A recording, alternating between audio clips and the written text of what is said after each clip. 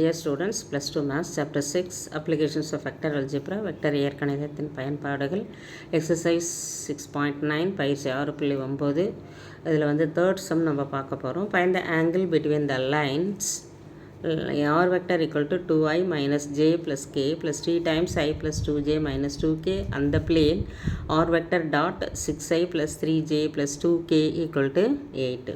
இப்போ ஒரு லைனும் ஒரு பிளேனும் இன்டர்செக்ட் பண்ணிக்கிற அந்த ஆங்கிள் என்ன அப்படின்னு கண்டுபிடிக்கிறதுக்கு நம்ம என்ன பண்ணோம்னா லைனோட ஈக்குவேஷன்லேருந்து பேரலல் வெக்டர் எடுத்துக்கணும், பிளேனோட ஈக்குவேஷன்லேருந்து நார்மல் வெக்டர் எடுத்துக்கணும். இப்போ அதுக்கு வந்து என் வெக்டர் அப்படின்னு கொடுத்துக்கணும். இப்போ given line of the equation is r vector equal to 2i minus j plus k plus t times i plus 2j minus 2k. இதில் வந்து parallel vector b vector equal to i plus 2j minus 2k இதை எடுத்துக்கணும்.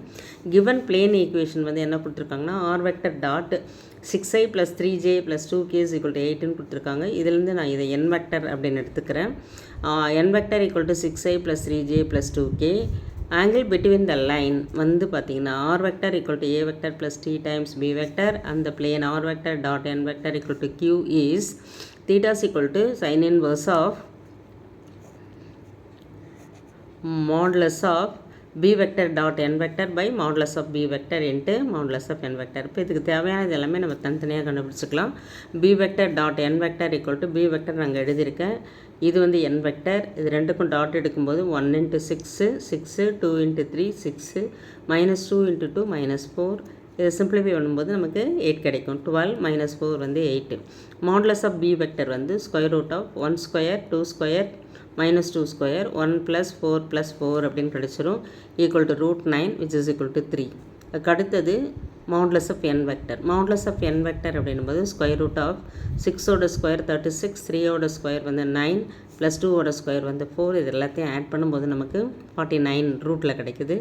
Root of 49 is equal to 7. இப்போ sin theta is equal to theta is equal to sin inverse of modulus of b vector dot n vector by modulus of b vector into n vector. இப்போ இதில் வந்து பார்த்திங்கன்னா sin theta equal to b vector dot n vector வந்து 8, இது வந்து by 3 into 7. therefore theta is equal to sin inverse of 8 by 21. இதுதான் நமக்கு தேவையான ஆன்சர். தேங்க்யூ.